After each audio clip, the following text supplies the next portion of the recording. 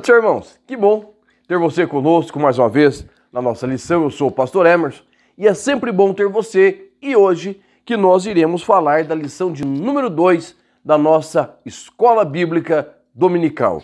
Como os irmãos já sabem, esse trimestre é um trimestre especial, onde nós estamos reestudando, né? Nós não, porque eu ainda não estava na classe dos adultos, né? Mas nós estamos reestudando a lição comentada pelo pastor Eurico Bergsten, que traz por título Os Princípios Divinos em Tempos de Crise, tá?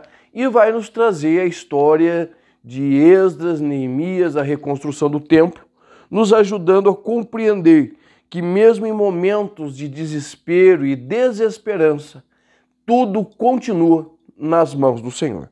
E uma pergunta que sempre me fazem, na verdade são duas perguntas, e essa lição vai responder. Irmão Emerson, como eu posso saber qual é a vontade de Deus? E a segunda pergunta, irmão Emerson, eu posso confiar nas promessas de Deus? Quando as promessas de Deus elas vão acontecer?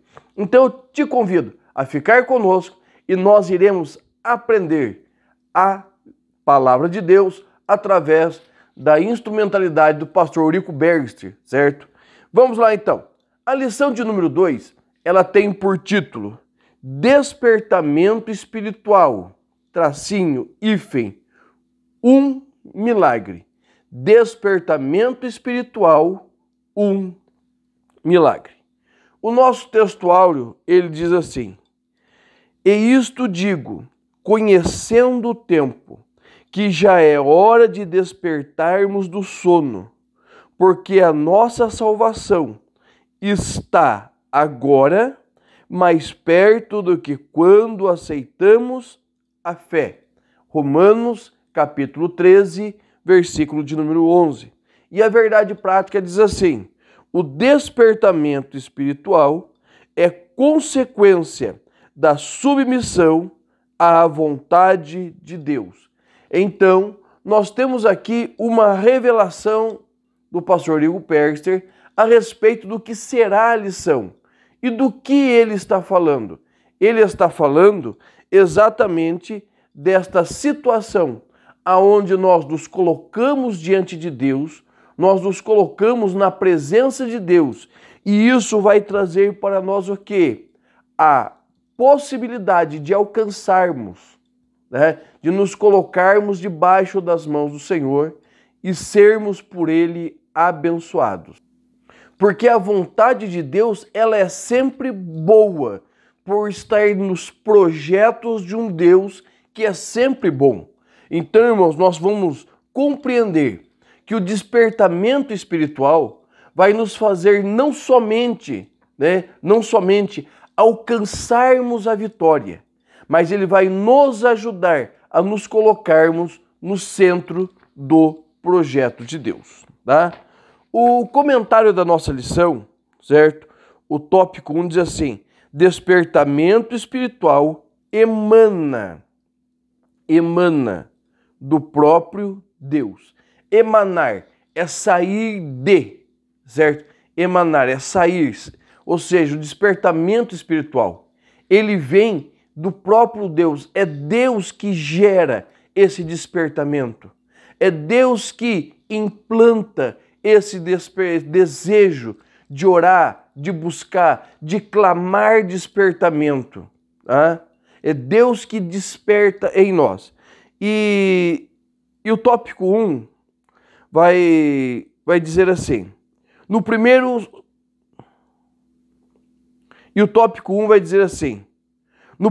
ano de Ciro, despertou o Senhor o espírito de Ciro. Deus despertou Daniel para orar pelo futuro do seu povo. Todavia, não foram as orações de Daniel, nem a sua vida santificada, que produziram despertamento, mas o próprio Deus fez o milagre do despertamento de Ciro. Deus usa instrumentos para cooperarem com ele, mas o autor do despertamento é ele mesmo. Tá? Ou seja, Deus, ele já vinha falando a respeito de Ciro, Deus já vinha falando a respeito da libertação do seu povo. Ou seja, se nós acompanharmos a palavra de Deus, nós vamos ver um projeto que Deus já pré-estabeleceu. Este projeto é a sua vontade. Se você ler toda a Bíblia com calma, prestando atenção, o que você vai ver? Que Deus, ele tem um projeto, ele não foge do seu projeto. Este projeto é a vontade de Deus. De Gênesis a Apocalipse, nós estamos vendo e nós temos de antemão a promessa de Deus, a vontade de Deus. Tá?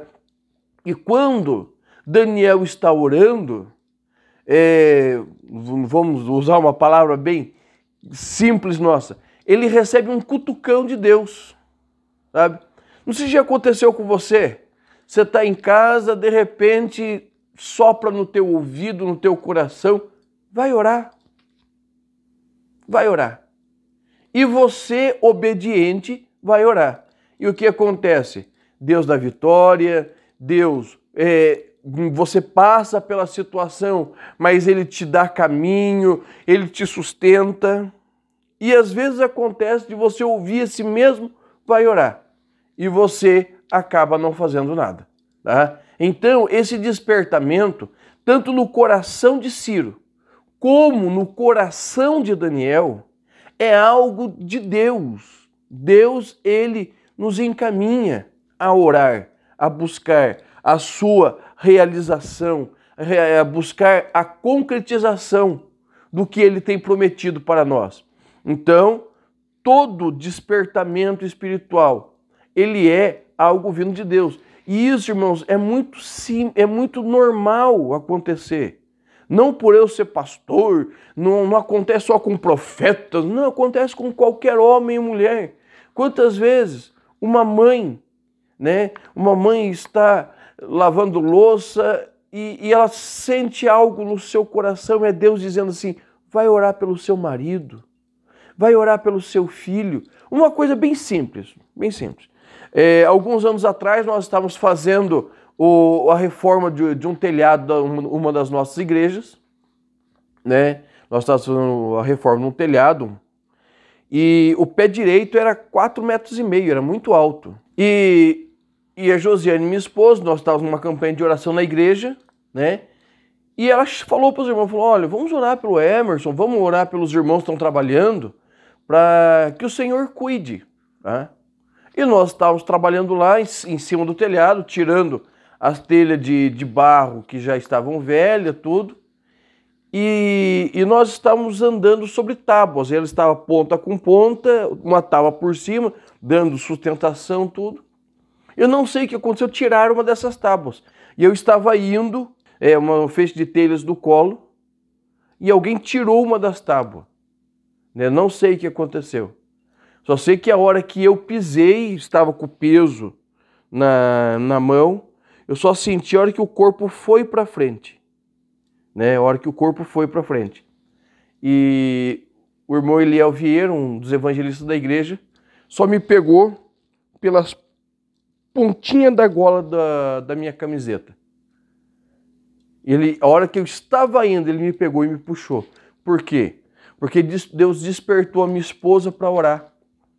E quando Deus despertou a minha esposa para orar, Deus estava dizendo assim, eu já vou dar livramento, mas eu quero que você participe dele, certo? Eu quero que você tenha testemunho para contar que eu sou o Deus que dá livramento. Então, a questão do despertamento espiritual é exatamente isso. Deus já tinha o propósito de me livrar. Deus já tinha o propósito de trazer Israel para a sua casa, a sua terra de novo. Mas o que Deus vai fazer? Ele vai preparar uma situação para que Daniel seja envolvido, para que Ciro seja envolvido e para que quando essa libertação viesse, todos ficassem felizes, porque estavam fazendo parte de um projeto maior de Deus. Então, o Senhor Deus, ele ainda dá livramento. E ele desperta o nosso coração para fazermos parte deste projeto de libertação. Então nós vamos entender que a vontade de Deus, o que é? Ela é o seu projeto em andamento. O seu projeto em andamento. Irmão Emerson, mas quando Abraão orou, Abraão mudou o projeto de Deus. Não, senhor. Deus não mudou o projeto de Deus quando Abraão orou pelo seu sobrinho Ló. O projeto de Deus era destruir Sodoma e Gomorra. Então Ló estava... Deus não mudou o projeto dele. O desejo de Deus era destruir Sodoma e Gomorra. Ló estava lá de intrometido, né? Quando Ló está lá, certo? A Bíblia vai dizer mais para frente o justo Ló. Deus desperta o coração de Abraão para orar. Para que haja livramento de Ló. Tá? Então a oração de Abraão, certo? A oração de Abraão foi para que Deus livrasse Ló. Não que... Então a vontade de Deus era destruir Sodoma e Gomorra. E aconteceu. E por outro lado, Deus livrou Ló dessa situação. Então nós precisamos compreender que existem dois aspectos da vontade de Deus, certo? Existem dois aspectos da vontade de Deus.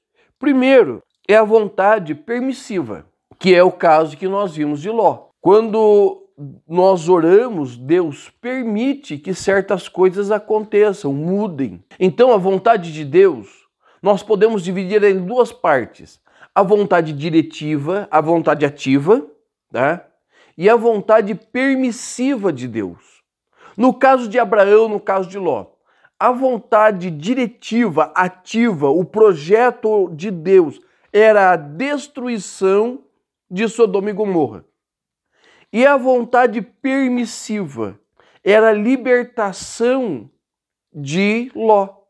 Deus não queria exterminar Ló, mas como Ló estava no lugar errado, vivendo com pessoas erradas, tá? Ele seria destruído juntamente com toda, certo? Aquele povo. Daí o que vai acontecer? Quando Abraão se coloca a orar, quando ele está orando, ele não muda a vontade diretiva, ativa de Deus, porque é uma determinação de Deus, mas ele vai trazer a permissão, Deus dá a permissão para que Ló saia dali. Então, irmãos, nós precisamos compreender que a vontade de Deus, o homem não muda. Nós vemos aí pessoas fazendo jejuns, campanhas de oração para Deus mudar o seu projeto e Deus... Não, nada, ninguém muda o projeto de Deus. Tá? Ninguém muda o projeto de Deus. Deus, o seu projeto é indestrutível, inabalável. Tá? Então, a vontade de Deus, ela pode ser permissiva e ela pode ser ativa. Tá? Na vontade permissiva, Deus permite que o homem Deus permite algumas concessões ao homem. Mas na vontade diretiva, nada pode mudar. Tá? Nada pode mudar.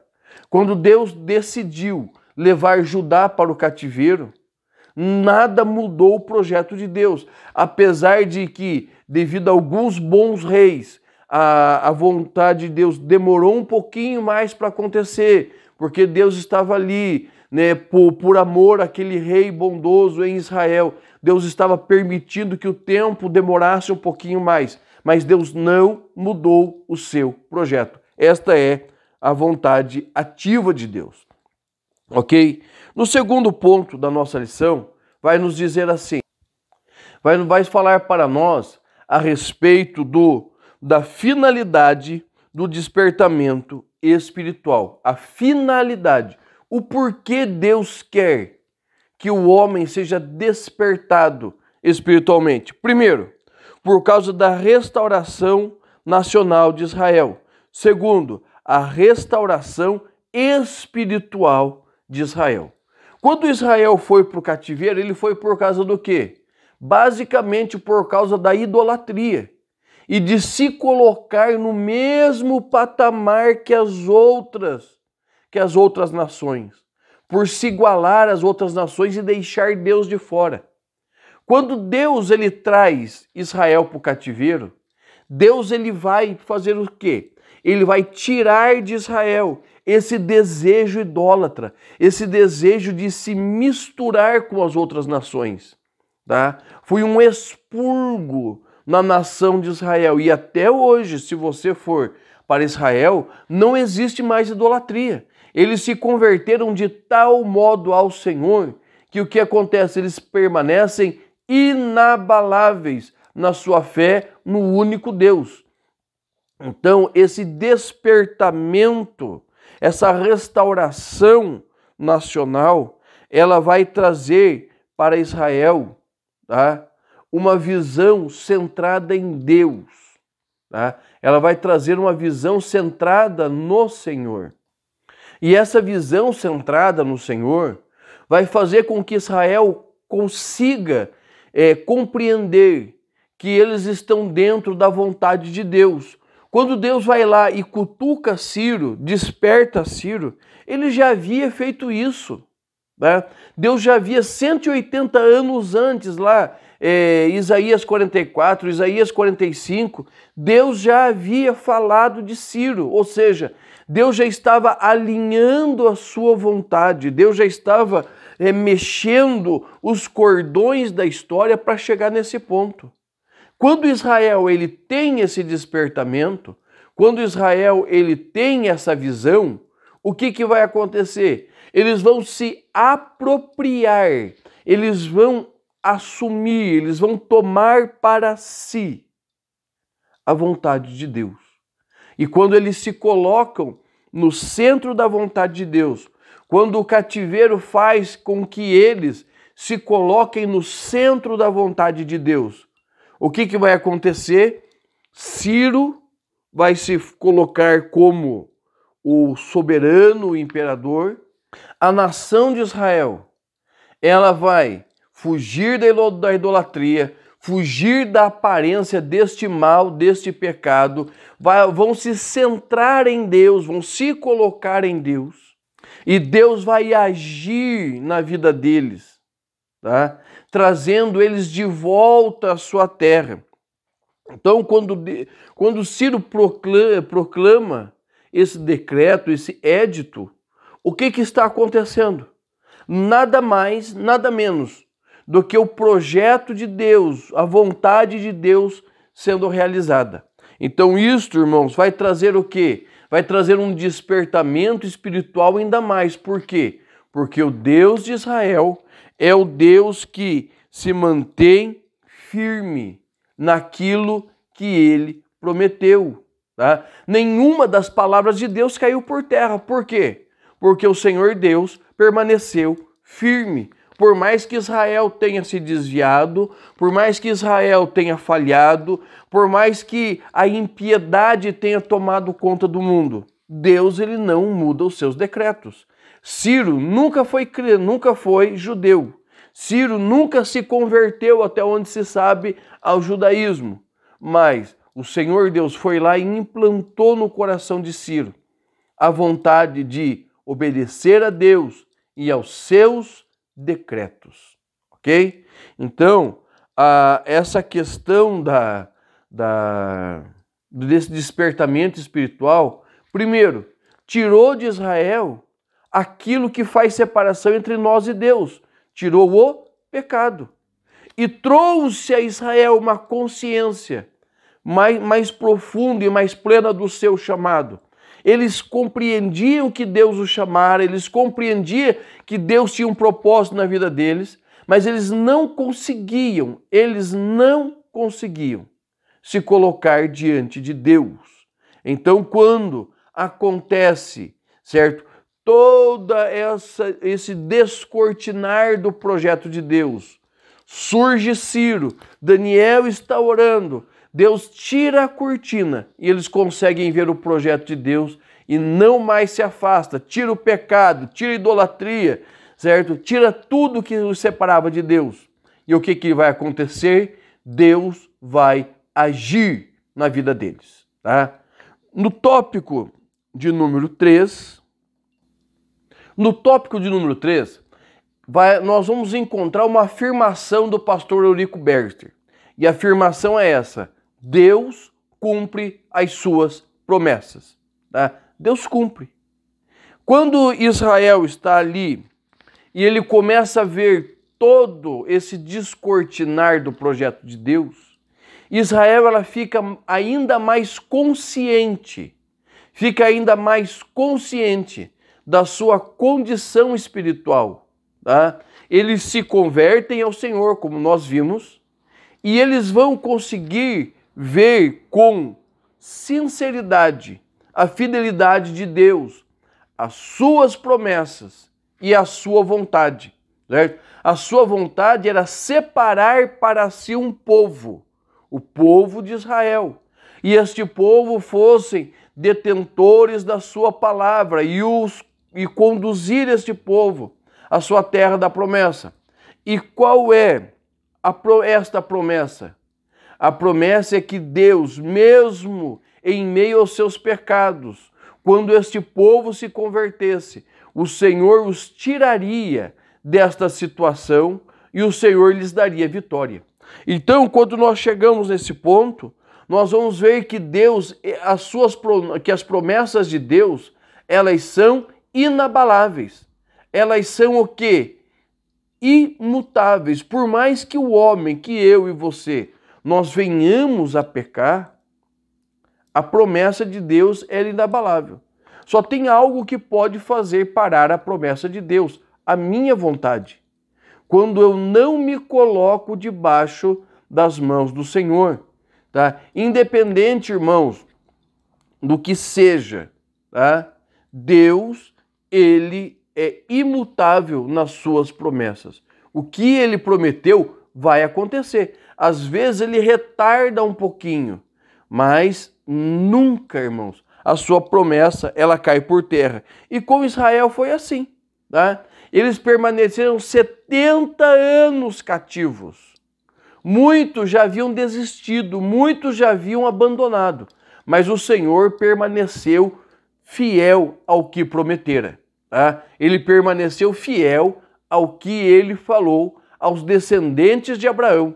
E quando nós olhamos assim, nós também, irmãos, podemos ficar firmes, inabaláveis no Senhor, sabendo que aquilo que ele prometeu a nós, a igreja, irá acontecer. Por quê? Porque ele é fiel nas suas promessas. E nas suas promessas, o que ele faz? Ele traz para nós renovação, ele traz para nós transformação, salvação, ele traz os dons espirituais para nós. Ele traz, irmãos, à igreja a possibilidade de cura. São promessas de Deus para a igreja, que nós oraremos e as pessoas serão curadas. Nós não temos nas nossas igrejas o costume de fazer alardes, né? Colocar em rádio do que Deus faz, mas quantas pessoas nós já oramos, Jesus já curou, desde gripe a doenças mais sérias. Por quê? Porque o Senhor tem uma promessa de cura. Deus tem uma promessa de usar homens, de usar mulheres para ser instrumento da sua vontade. Então, irmãos, é muito importante nós compreendermos isso. E quando nós compreendemos isso, nós entendemos que as promessas de Deus também ajudam aquele que está cansado, aquele que está abatido, a recobrar forças. Recobrar forças para quê? Para continuar a peleja. Porque nós olhamos para o que Deus prometeu lá atrás, nós olhamos para o que o Senhor tem prometido no passado, e olhamos para o nosso presente e podemos observar o nosso futuro. Porque o Deus que prometeu lá atrás as coisas e cumpriu, Ele é fiel para cumprir o que prometeu para nós hoje, no futuro. Tá? Então nós precisamos nos colocar na presença do Senhor. Né? E para nós encerrarmos esse despertamento espiritual, o que ele faz? Ele vai fazer com que homens e mulheres sejam cada vez mais fiéis a Deus, cada vez mais fiéis às promessas de Deus. Veja bem, quando Israel voltou ali da Babilônia, voltou do cativeiro medo-persa, irmãos, eles tiveram 70 anos, 2 gerações passaram cativas. Aqueles que eram crianças saíram de lá velhos. Aqueles que entraram de meia-idade, a maioria saiu morto. Então era possível que eles se misturassem com o povo da terra, pegando os seus maus hábitos, pegando a sua maneira de viver que era contrária à vontade de Deus, mas não foi assim que aconteceu. O que aconteceu? Quando houve o despertamento espiritual, eles voltaram para a sua terra cultuando a Deus da forma que Deus havia chamado eles para cultuar. Irmãos, eu bato muito nessa tecla, certo? Porque nós estamos numa geração que quer cultuar a Deus do seu jeito. Tá? Ah não, eu tenho meu jeitinho com Deus, Deus me ouve do meu jeito. É mentira do inferno. Deus só me ouve, Deus só te ouve quando nós fazemos tudo na vontade dele. Lembra o que Deus disse para Moisés? Falou, ó Moisés, aqui está a planta do tabernáculo. Toma cuidado de fazer tudo como eu te ordenei. Tá? Deus vai dizer para Josué, ó, tá aqui o livro da lei, certo? Tá aqui o livro da lei. Não se desvia, nem para a direita, nem para a esquerda. Tenha cuidado de obedecer tudo o que está escrito no livro da lei. Não só as questões civis, não só a questão política, mas também a questão do culto. Irmãos, não existe um meu jeito de cultuar a Deus, existe o jeito que Deus quer ser cultuado. Existem diferenças na liturgia, na condução do culto, de denominação para denominação, existe. Mas existe um único jeito de cultuar a Deus, com reverência, certo? Pecado é pecado. O que Deus aprova, Ele aprova desde o começo. O que Ele desaprova, Ele continua desaprovando. Então esse negócio, eu sirvo a Deus do meu jeito. E continua prostituindo, adulterando, se viciando. Isso, irmãos, não faz parte do culto a Deus. E pode ver que todas as vezes que entrava um bom rei em Israel, a primeira coisa que ele fazia, ele tirava os ídolos, matava os sacerdotes, os prostitutos e prostitutas cultuais. Para quê? Para que houvesse santidade na casa. Tá? Então, quando Israel ele entra, quando há esse despertamento, eles entram na terra da promessa. Eles voltam para a sua casa, eles reconstroem o templo. Tudo começa novamente da mesma forma que era antes da destruição. Porque Deus tem um jeito muito próprio de ser adorado. Deus tem um jeito próprio de ser buscado. Deus tem um jeito próprio de ser reverenciado. E não é o meu jeito, não. É o jeito do irmão Emerson, não. É o jeito que o Senhor quer. Ele diz, santidade convém à minha casa. Então, irmãos, quando o povo de Israel ele volta para a sua terra, eles voltam a servir a Deus da forma que Deus havia os chamado. Tá? Então, irmãos, nós estamos encerrando essa lição e vou deixar um convite para você. Aqui embaixo nós temos um link na descrição, que vai levar para o nosso curso de Teologia Fácil. Eu vou deixar 2 links. O primeiro é do nosso vídeo, Somos Todos Teólogos, onde você vai poder conhecer um pouquinho mais, né, desse trabalho que nós estamos iniciando. E nós temos aqui o link do grupo do WhatsApp, tá? Onde nós vamos disponibilizar os nossos materiais. É o material que nós estamos fazendo, tá? Para este curso especificamente. Teologia Sistemática Fácil, é onde o que nós vamos aprender? nós vamos aprender as doutrinas bíblicas, certo? Explicadas de uma forma fácil para que todos possam entender, tá? Então eu espero você no nosso grupo do WhatsApp, assistindo o nosso vídeo, e eu tenho certeza que vai ser bênção para você e para a sua vida. Amém? Deus te abençoe, em nome de Jesus.